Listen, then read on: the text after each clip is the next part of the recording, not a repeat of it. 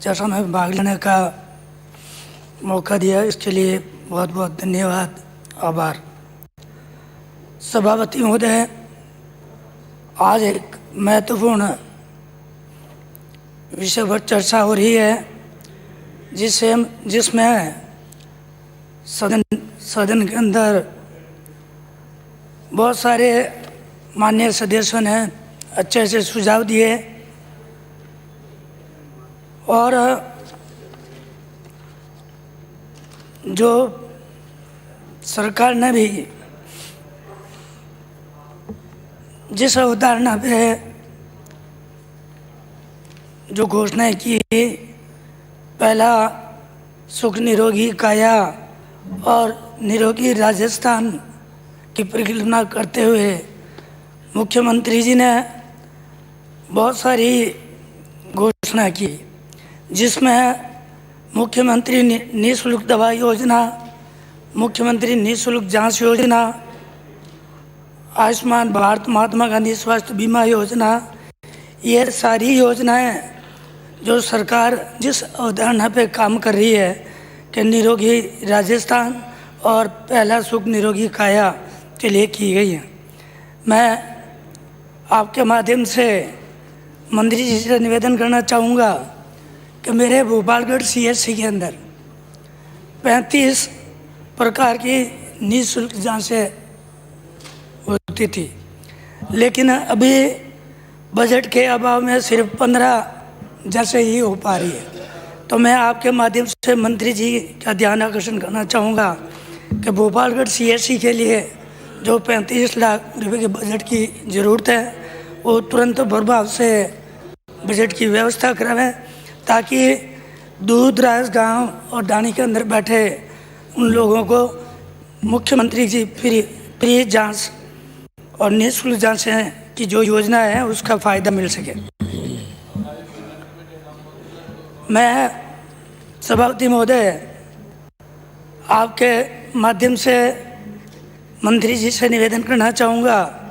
कि भोपालगढ़ सीएचसी के अंदर, जैसे मंत्री महोदय ने पहले जवाब में बताया था कि भोपालगढ़ सीएचसी 100 बेड की संचालित है, तो मैं आपके माध्यम से मंत्री जी से निवेदन करना चाहूँगा कि भोपालगढ़ सीएचसी के अंदर 100 बेड के हिसाब से डॉक्टर और नर्सिंग स्टाफ की नियुक्ति करें और दूसरे भी संसाधन उस हिसाब से उपलब्ध करावें। अभी भोपालगढ़ सीएचसी के अंदर जनरेटर भी उस बजट के अभाव में बंद पड़ा है,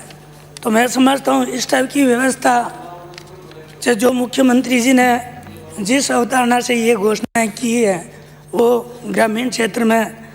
पूरी नहीं हो पा रही है। इन अवधारणाओं को पूरा करने के लिए या धरातल पर उतारने के लिए पीएचसी और सीएचसी के अंदर जो खाली पद है उनको तुरंत प्रभाव से भरा जाए। सभापति महोदय, मैं आपके माध्यम से मंत्री जी से निवेदन करना चाहूँगा कि मेरे भोपालगढ़ विधानसभा में बनाड़ सीएचसी 2-3 नेशनल हाईवे को जोड़ता है, उस पर बना हुआ है। तो नेशनल हाईवे पे जितनी भी कैजुअलिटी होती है, एक्सीडेंट होता है, वो पहले बनाड़ सीएचसी में आने के बाद आगे जोधपुर दूसरे हॉस्पिटल का शिफ्ट किया जाता है। तो मैं आपके माध्यम से मंत्री जी से निवेदन करना चाहूँगा कि बनाड़ सीएचसी को जिला स्तरीय अस्पताल का दर्जा दिया जाए। साथ ही सालवा कला पीएचसी से सीएचसी में क्रमोन्नत करना, बुड़किया, रजलानी, ग्रासनी, खारिया, खंगार सब सेंटर को पीएचसी में क्रमोन्नत करने की आपके माध्यम से मंत्री जी से मांग करता हूँ। सभापति महोदय, मेरे विधानसभा के अंदर बावड़ी सीएचसी जो national highway Jodhpur Nagaur road पे आया हुआ है और जोधपुर नागौर नेशनल हाईवे पे मोस्टली बहुत ज़्यादा कैजुअलिटी और एक्सीडेंट होते रहते हैं। तो मैं आपके माध्यम से मंत्री जी से निवेदन करना चाहूँगा कि बावड़ी के अंदर ट्रॉमा सेंटर खोलने की अनुमति दिया है और साथ ही उसमें जो स्टाफ की कमी है उस स्टाफ को भी उसमें लगाने की घोषणा करावे।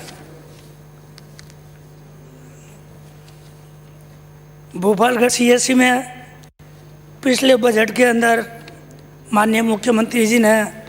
ट्रॉमा सेंटर की घोषणा की थी, तो मैं आपके माध्यम से मंत्री जी से निवेदन करना चाहूँगा कि उस घोषणा को भी अमली जमा कराने के लिए उसमें बजट दें और जल्दी ही ट्रॉमा सेंटर का काम शुरू करावें। लास्ट में अंतिम आपके माध्यम से मैं मंत्री जी से निवेदन करना चाहूँगा कि भोपालगढ़ कस्बा और सीएससी जोधपुर से 80 से 90 किलोमीटर दूर है और वहाँ ग्रामीण क्षेत्र में नज़दीक में और भी किसी तरह की कोई सुविधा ग्रामीण के लोगों को नहीं है, तो मैं आपके माध्यम से मंत्री जी से निवेदन करना चाहूँगा कि भोपालगढ़ में एक नर्सिंग महाविद्यालय खोलने की भी घोषणा करें। ये मैं आपके माध्यम से मंत्री जी से अपेक्षा चाहूँगा। पुनः आपने मेरे को बोलने का मौका दिया, इसके लिए बहुत बहुत धन्यवाद। जय हिंद, जय भारत। ओम प्रकाश हुडला।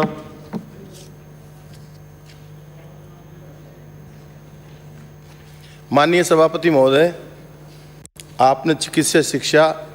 एवं लोक स्वास्थ्य पर बोलने का मुझे अवसर दिया, मैं आपका आभार व्यक्त करता हूं। सबसे पहले तो मैं शुरुआत करूंगा, जब हम सरकारी नौकरी में थे और लोकसभा और विधानसभा की कार्रवाई टीवी के माध्यम से देखते थे तो ये महसूस होता था और अधिकारियों में भी ये खौफ होता था कि विधानसभा और लोकसभा में कोई भी मुद्दा उठाया जाएगा तो उस अधिकारी की सामत आ जाती थी अगर मुद्दा सही ढंग से प्रभावी ढंग से उठता है। मैं सबसे पहले आपके माध्यम से माननीय मंत्री महोदय, पूरे मंत्रिमंडल के साथ ही सारे विधायकगण और अध्यक्ष साहब सबको निवेदन करना चाहता हूं, जब भी कोई विधायकगण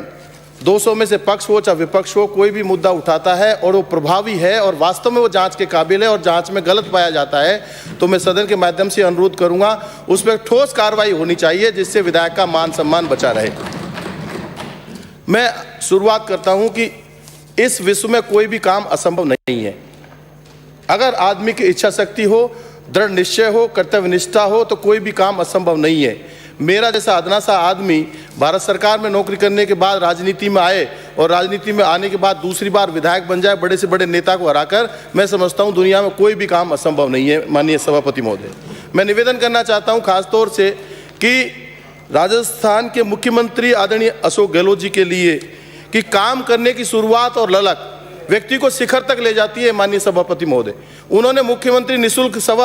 दवा योजना चाहे मुख्यमंत्री निःशुल्क जांच योजना, 2 योजना ऐसी चलाई जो गरीब के हितों को ध्यान में रखते हुए और उसका इलाज मुफ्त में करने की बात कही। इसके लिए माननीय मुख्यमंत्री महोदय का मैं आभार व्यक्त करता हूं। साथ ही निवेदन करना चाहता हूं, चिकित्सा शिक्षा पर हमें ज्यादा जोर देने की आवश्यकता है। आज पूरे भारत में जब वैज्ञानिकों ने पूरी ताकत लगा दी तो लगभग 1 साल में हम कोरोना का टीका बना पाए हैं। ये टीका 3 महीने में बनना चाहिए था। जिस तरह से रिसर्च होनी चाहिए थी, जिस तरह से शिक्षा पर और अधिक ध्यान देने की आवश्यकता थी, पूरे भारतवर्ष नहीं दे पाया। मैं ये निवेदन करूंगा भारत सरकार से और राजस्थान सरकार से कि चिकित्सा की रिसर्च की बात हो चाहे शिक्षा की बात हो, इस पर हम सबको मिलजुल करके एक ऐसी नीति बनानी चाहिए जो हमारे चिकित्सा अधिकारी और वैज्ञानिकों के लिए काम सफलतापूर्वक हो सके। साथ ही साथ मैं निवेदन करना चाहता हूं, जो काम करने की शुरुआत जब लॉकडाउन भारत सरकार ने, पहला लॉकडाउन 22 मार्च को राजस्थान सरकार ने किया और 24 मार्च को भारत सरकार ने किया, उस समय सारे लोग, भारत सरकार ने आदेश जरूर दिया था लेकिन राज्य सरकारों को उसकी पालना करनी थी और राज्य सरकारों को संकट ज्यादा था। मैं निवेदन करना चाहता हूं माननीय मुख्यमंत्री अशोक गहलोत जी से कि उन्होंने काम करने की जो ललक थी और शुरुआत को शिखर तक ले जाने की चिंता की और राजस्थान की 8 करोड़ की जनता का चिकित्सा और स्वास्थ्य का ध्यान कैसे रखा जाए, उसमें कंधे से कंधे मिलाकर के आदरणीय रघु शर्मा जी और पूरी मंत्रिमंडल के साथियों ने जो शानदार और जानदार काम किया, मैं पूरे मंत्रिमंडल सहित रघु शर्मा जी और मुख्यमंत्री अशोक गहलोत जी को बहुत बहुत बधाई और साधुवाद देना चाहता हूं। साथ के साथ ही मैं निवेदन करना चाहता हूं, मेरी सीएससी महुआ में जहां जब मैं विधायक बना था तो वहां की ओपीडी 54,000 थी, आज वहां की ओपीडी 2,80,000 है और वो 30 से 50 बेड हुई, 50 से पिछले बजट में माननीय मुख्यमंत्री महोदय ने उसको 100 बेड की घोषणा की थी। आदरणीय रघु शर्मा जी से मैं निवेदन करूंगा कि उसकी बजट घोषणा में 100 बेड की घोषणा की थी, उसको अभी आपने आदेश 75 बेड का निकाला है। मैं आपको विनम्रता पूर्वक आग्रह करूंगा उसके 100 बेड के जो पिछले 2020-21 के बजट में आपने घोषणा की थी उसकी पालना की जाए, और साथ के साथ ही उसे उपजिला अस्पताल की घोषणा करेंगे तो लोगों को अच्छी राहत मिलेगी। मैं निवेदन करना चाहता हूं, मेरे जिले में ही नहीं पूरी राजस्थान में पहली सीएचसी है जहां हमारे चिकित्सा अधिकारी और नर्सिंग स्टाफ, पैरामेडिकल स्टाफ ने मिलकर के 600 कोरोना पॉजिटिव लोगों का इलाज सफल करके उनको जान बचा करके उनके घर तक भेजने का काम किया है। मैं इन पूरी टीम को, चिकित्सा विभाग की टीम को, चाहे डॉक्टर्स हो, चाहे पैरामेडिकल स्टाफ, चाहे एएनएम्स हो, चाहे और प्रशासनिक अधिकारी हों, सबको मैं बहुत बहुत धन्यवाद देना चाहता हूं। खासतौर से मैं निवेदन करना चाहता हूं, मुझे बहुत कुछ मिला है, चाहे पिछली सरकार हो चाहे ये सरकार हो, हर बार मुझे मिलता है बजट में। मैं ये निवेदन करना चाहता हूं कि मेरी विधानसभा क्षेत्र की जो सीएचसी है उसमें हर दिन सोमवार से लेकर रविवार तक हर दिन अलग रंग की बेडशीट बिछती है। उससे जो एक बेईमानी थी, 25 रुपये चादर की धुलाई की जो बेईमानी थी वो